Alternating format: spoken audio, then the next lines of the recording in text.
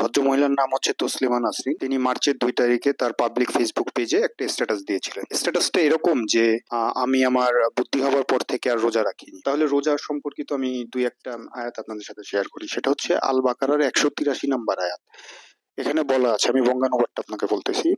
হে মুমিনগণ, তোমাদের উপর সিয়াম ফরজ করা হয়েছে যেভাবে ফরজ করা হয়েছিল তোমাদের পূর্ববর্তীদের উপর, যাতে তোমরা তাকওয়া অবলম্বন করো। আচ্ছা, সিয়াম সাধনা করা আমাদের জন্য ফরজ, নফলও না, সুন্নতও না, পালন করতেই হবে। উপকারিতা থাকুক না থাকুক, উপকারিতা আছে কিনা এটা তো ধরেন আমি যুক্তি তর্কের খাতিরে আমি নিজের জন্য রিসার্চ করে বা আমার বুদ্ধিতে যেটা কুলায়, আমার ম্যাচুরিটিতে যেটা কুলায়, আমি এভাবে একটু ভাবনা চিন্তা করার চেষ্টা করছি এবং সেটা করা উচিত। করা উচিত কেন? তাহলে আমরা নিজেরাই লিটারেট হবো। আমরা কিন্তু অনেক কিছুতে অজ্ঞ আছি।